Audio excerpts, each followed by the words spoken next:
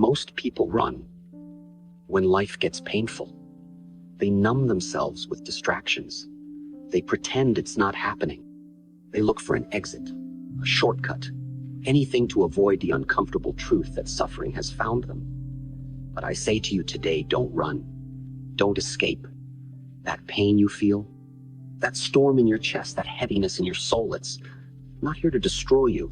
It's here to awaken something inside you that comfort never could. When I was broken, when I was dismissed, when I faced injury and failure, I didn't beg for the pain to stop. I listened to it. I let it teach me. And I rebuilt myself, not in spite of the pain, but through it. As I've always believed, you do not truly know your strength until struggle rips away everything weak within you. Pain does not break. It reveals the unshakable core that was always there. You must understand something clearly. Hard times are not the end of you. They are the beginning of a deeper, more powerful version of yourself. And in this moment, you are being given a choice not to escape, but to evolve. Let me show you how. 1. Stop wishing it was easier. Train to be stronger. I've seen so many people live their entire lives stuck in the same place, not because they lacked potential, but because they kept waiting for life to get easier. They hoped their problems would magically disappear, that someday they'd wake up and everything would feel right. But life doesn't work that way. Life doesn't hand out rewards for wishing. It doesn't give strength to the ones who avoid pain. It gives power to those who face it head on, who accept that challenges are part of the path and decide to walk it anyway. You must understand this deeply. Strength is not something you're born with, it's something you build. And it's not built in comfort, it's built in resistance. Just like a muscle only grows when it's pushed beyond its limits. Your mind and spirit grow stronger when you stop avoiding difficulty and start embracing it as your teacher. I didn't become who I am by running from pain. I faced it. I studied it. I let it shape me. When I trained my body, I pushed it until it shook. But more importantly, I trained my mind. I trained myself to be calm when things went wrong, to stay focused when chaos surrounded me, and to rise when life tried to crush me. Every challenge I faced wasn't something to fear, it was a training ground. A sacred space where my weakness could die and my power could be born. And this is what I want you to see. If you want to grow, truly grow, you have to stop hoping for life to be gentle with you. Stop waiting for the pain to go away. Instead, train yourself to be strong enough to carry it, because life will not remove the weight, it will keep handing you more.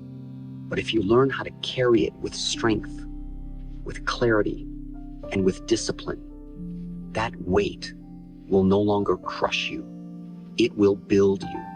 So don't pray for less pain. Don't wish for an easier path. Pray for a stronger spine. Wish for more discipline. Ask for the courage to keep going when everything tells you to stop. Because the truth is, you don't need less pain to succeed. You just need to be braver in the face of it. And the moment you stop asking life to go easy on you and start training to rise above whatever comes, that's the moment you begin to transform. 2, pain is not punishment, it is fuel. Most people treat pain like a punishment. The moment life hurts, they assume something is wrong. They start asking, why me? They think they've failed or that they're being cursed. But this mindset is what keeps them small. Let me tell you something. Important pain is not sent to destroy you. It's sent to prepare you. It's not a punishment. It's a tool, a message, a force designed to wake you up to something greater inside you. When I injured my back, the doctors told me I might never be able to practice martial arts again. That news could have ended my journey. It could have broken my spirit. But instead, it lit a fire in me. I used the pain as motivation. While my body healed, I trained my mind. I studied. I wrote. I visualized. I didn't sit in self-pity. I turned the injury into fuel for something deeper. That moment taught me that life is not about what happens to you, it's about what you do with what happens. You see, pain reveals parts of you that ease never could. It forces you to face your limits. It exposes your weaknesses. And that's a good thing, because you cannot grow if you don't first see where you're still soft. Pain pushes you to become honest with yourself. It shows you what needs to be changed, fixed, strengthened, or left behind. Most people try to run from pain. They try to silence it with distractions, food, entertainment, noise. But the strongest people I've ever met didn't run from their pain. They listened to it. They used it.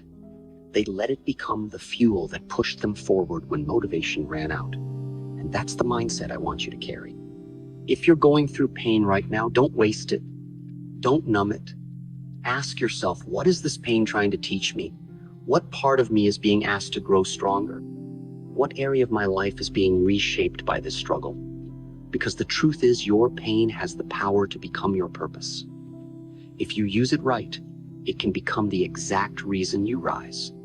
So the next time you're hurting, don't say, this shouldn't be happening. Say, this is shaping me. Don't curse your pain, study it. Let it humble you. Let it sharpen you. Let it burn away what is weak. Then when the fire is gone, look at what remains. That is your strength. 3. Tear down the weak parts of yourself. Rebuilding your life doesn't begin with motivation, it begins with demolition. It begins with having the courage to look at yourself honestly and fearlessly and ask, what in me is holding me back? What needs to be broken, burned, or left behind? Most people don't want to ask these questions. They want to change their lives, but they don't want to confront their own weaknesses. They want to grow, but they don't want to let go of their old self. That's where they stay stuck, protecting the very parts of themselves that are preventing transformation. You must understand something deeply. The strongest version of you cannot exist on top of your current habits, fears, excuses, and patterns. That old version of you, the one who reacts in anger, who avoids discomfort, who craves approval, who clings to insecurity, that version must die. And that's not a poetic phrase. That's a necessary act of self-destruction. You must be willing to tear down the parts of you that are soft, reactive, and afraid. You must be your own sculpt, torch-chipping away the layers that do not belong to your highest self. In my own journey, I had to confront this truth repeatedly. There were times I thought I was strong, but underneath that strength was a fear of failure, a need to prove myself, an addiction to being praised. I realized that true power doesn't come from performance, comes from inner clarity, from being grounded in who you are, with or without applause. So I went to war with my ego. I stripped it down. I stopped living to impress others and started living to express what was real within me. This kind of inner demolition is not easy. It's painful. It requires brutal honesty. You will see things in yourself you don't like, habits that waste time, beliefs that limit you, emotions that sabotage you. But this is where real strength begins. When you're willing to tear down the lies you've built about yourself, you finally make room to rebuild something real, something unshakable. You cannot create a powerful new identity on top of an old one built from fear. The foundation must be clean, solid, intentional. So ask yourself today not, what do I want to become? But what must I first let go of? What behaviors must I break? What mindsets must I burn? What parts of me have expired and are now only slowing me down? If you want to transform your life, you must become a destroyer first. Not of others, but of everything inside you that keeps you average. It's not a question of whether or not you can grow. It's a question of whether or not you're brave enough to let the old version of you fall apart. Only then can something greater rise from the ruins. 4. You're not supposed to be comfortable. You're supposed to be awake. One of the greatest illusions people fall into is believing that comfort equals happiness. that if their days are smooth, their problems are few, and they're surrounded by convenience, then life is going well. But let me tell you the truth, comfort is not peace. Comfort is not progress. Comfort is not purpose. It is a trap, a slow, silent poison that numbs your potential and puts your fire to sleep. You were not created to be comfortable. You were created to become fully awake. And often, it takes struggle to wake you up. Comfort feels good in the short term, but in the long term, it dulls your edge. It makes you forget who you are and what you're capable of. It breeds softness where you need strength. It breeds delay where you need action. It turns warriors into watchers, passive, distracted, drifting. If you've been living a comfortable life, but feel deeply unfulfilled inside, that's not a coincidence. It's a signal, a message from your spirit telling you, wake up. You're not meant to sleepwalk through life. Hard times are not an interruption to your happiness. They are the awakening of your awareness. They shake you. They challenge you. They pull the rug out from under your plans and force you to see what's real, what matters, and what needs to change. And while most people run from that discomfort, you must choose to sit in it, to feel it, to learn from it. Because pain, uncertainty, and discomfort are not signs that life is broken. They're signs that transformation is beginning. When I was forced to step away from martial arts because of my injury, I didn't see it as life being unfair. I saw it as life calling me into a deeper level of discipline, reflection, and purpose. It forced me to expand beyond the physical. It woke me up. It made me see that my identity wasn't limited to what I could do with my body. It extended into how I could shape my mind, my words, my philosophy. That season of discomfort became one of the most meaningful times in my life, not because it was easy, but because it was awakening. You must develop the ability to sit with your discomfort long enough to learn its lesson. When things go wrong, don't just look for the fastest way out. Don't reach for the nearest distraction. Ask yourself, what is this pain teaching me? What have I been ignoring? What truth have I been avoiding? Because discomfort always carries wisdom, and that wisdom will sharpen you if you're willing to sit still and listen.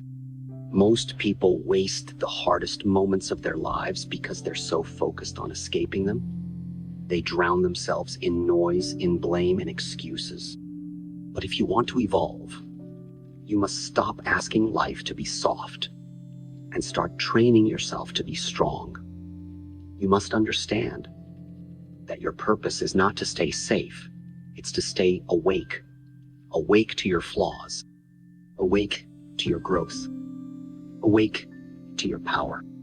So the next time you're in pain, don't panic, don't numb it, don't curse the season you're in. Recognize that this discomfort is not here to ruin your life. It's here to bring you back to it. This is not a breakdown. It's a breakthrough. A spiritual siren calling you to rise, to question, to rebuild. Let that discomfort become your clarity. Let it become your compass. Let it become the proof that you are alive, evolving, and exactly where you're meant to be. And remember, growth is not found where you are most comfortable. It's found in the places that test you, stretch you, and demand that you awaken. So don't chase comfort. Chase awakening. Let hard times sharpen your senses. Let pain open your eyes. Let the fire burn away the illusions. And watch who you become when you finally open your eyes and face your life fully awake. 5. Become the artist of your own suffering. Most people look at suffering as something to survive, something to get through as quickly and quietly as possible. But I want to challenge that mindset. Don't just survive your suffering, create something with it. Don't just wait for the pain to turn it into something that lasts. You must learn to become the artist of your own suffering, to shape it, to mold it, to express it in a way that transforms you not into a victim of life, but a master of it. When I say artist, I don't mean someone who paints or performs. I mean someone who takes raw, messy, painful materials and turns them into something meaningful. Someone who uses their hardship as the brush and their soul as the canvas. That is what I did with every challenge in my life. I took the pain, the rejection, the doubt, the criticism, and I turned it into movement, into discipline, into philosophy, into expression. My suffering became my art, and that is why it could never break me. When people try to avoid suffering, they give away their power. They let their pain control them. They let it build up in silence until it becomes resentment or bitterness. But when you face your suffering directly, when you sit with it and explore it and ask it, "What are you here to show me?" That's when it begins to shift. That's when pain becomes purpose. That's when wounds become wisdom. That's when you stop being controlled by your circumstances and start creating from them. Suffering is a deep well of energy. Most people waste it. They let it leak out through complaining, blaming, or pretending it doesn't hurt. But if you learn to gather that energy, to hold it inside you, to breathe with it and move through it with presence and awareness, then that pain becomes fuel. It becomes drive. It becomes depth. Because there are lessons you will never learn in success. There is beauty you will never find in comfort. Only suffering can take you to that place inside yourself where real transformation begins. I remember times when I felt torn down by critics, by injuries, by my own self-doubt. But instead of reacting emotionally or falling into despair, I stepped back. I watched myself. I studied my pain like a scientist. I explored it like a philosopher. I expressed it like a martial artist. And in doing that, I found something sacred. I found that the pain I was trying to get rid of wasn't a barrier, it was a doorway. A doorway to deeper focus, deeper creativity, deeper strength. You must approach your suffering like a craftsman. Don't rush it. Don't avoid it. Sit with it. Listen to it. Let it shape you. Then take everything it gave you and build something no one else can replicate. A new mindset, a new discipline, a new level of self-awareness. Because your suffering is not wasted when it becomes your raw material for growth. When you transform it into something constructive, it loses its power to define you and gives you power to define yourself. The world will see your success, but only you will know the suffering that built it. That's the beauty of it. Because the most powerful strength is not the kind that others praise, it's the kind that you quietly forged in the dark, alone, in silence, in pain. That kind of strength is not performance, it's truth. So from now on, don't ask for a life without suffering. Ask for the wisdom to use it. Ask for the strength to shape it. Ask for the clarity to turn it into something meaningful. Become the artist of your own suffering. And when life hits you hardest, don't just survive it. Sculpt something eternal with it. Turn your scars into symbols of strength. Turn your losses into lessons. Turn your pain into presence. And let your life speak a deeper truth that nothing that ever hurt you was wasted. It all became part of your masterpiece. 6. Isolation is not punishment, it is preparation. There will come a time in your life when you feel completely alone. The noise quiets, the people disappear, the calls stop coming, the world feels distant. And in that silence, you may begin to question everything. You'll wonder why you were left behind, why things suddenly shifted, why life feels cold and unfamiliar. But I want you to listen very carefully. Isolation is not punishment. It is preparation. It is not rejection from life. It is redirection by life. You are not being abandoned. You are being rebuilt. You see, most people fear being alone. They rush to fill the silence. They cling to relationships that no longer serve them. They distract themselves with noise, entertainment, and empty talk, just to avoid being left with their own thoughts. But that fear of solitude is exactly why so many people never find themselves. You cannot meet your highest self in a crowded room. You cannot hear your inner voice when you're constantly tuned into the opinions of others. You need silence. You need space. You need solitude, not as a punishment, but as a sacred time to evolve. When I experienced isolation in my life, I didn't fight it. I embraced it. I knew that it was giving me something that applause, success, or attention never could. It was giving me access to my essence. I used that time to reflect, to question, to create, to grow. While the world moved fast, I slowed down. While others were busy being seen, I was busy becoming real. I wasn't performing. I wasn't proving. I was purifying. Isolation is where your roots grow deep. It's where you strip away the masks, the expectations, the noise, and finally face yourself as you are. No spotlight, no praise, no validation, just your all honest, unfiltered. And in that moment, you discover what you truly believe, what truly matters, who you really are without the world telling you who to be. That self-awareness becomes your strength. That clarity becomes your compass.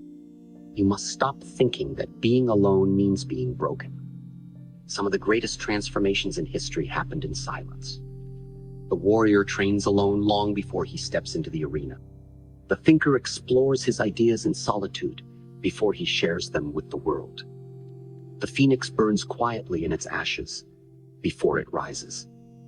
You are in training, and life, in its wisdom, has pulled you away not to punish you, but to prepare you for something greater.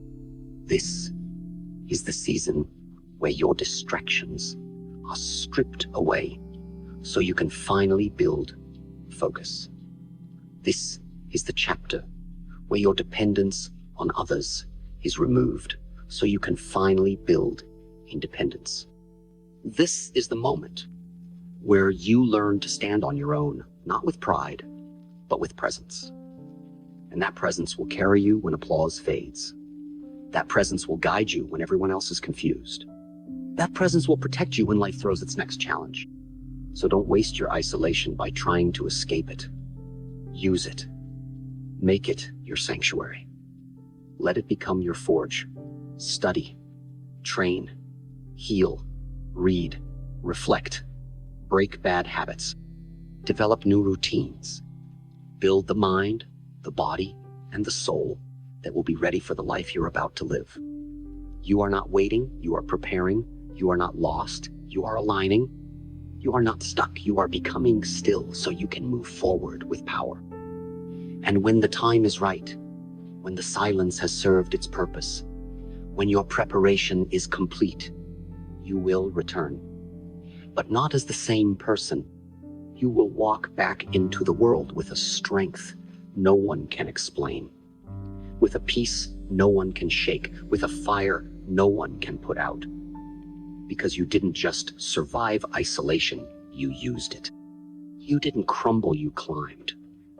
You didn't escape the silence, you grew inside it. So if you feel alone right now, know this. You are not being punished. You are being positioned. This is your sacred time. Protect it, respect it, and become the kind of person who no longer fears being alone, because you have learned to love the person you find when everything else is gone. That is power. That is freedom. And that is how you prepare for the life you were meant to lead. 7, don't escape, engage with fierce intensity. When pain enters your life, most people's first instinct is to run. They want to escape, they want to numb, they want to pretend it isn't happening. But if there is one lesson that life has taught me and that I want to pass on to you is this: do not escape your hard times. Engage with them, face them, wrestle with them. Let them shape you into something you've never been before.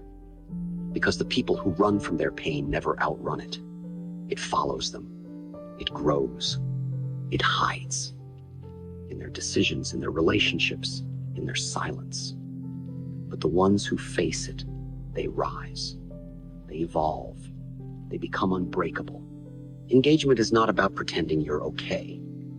It's about being brutally honest with what you're feeling and choosing to act anyway. It's about being courageous enough to look your suffering in the eye and say, "You will not define me. You will refine me." That kind of engagement, present, full of fire, is what transforms struggle into strength. You cannot change what you refuse to face. You cannot grow from what you continue to run from.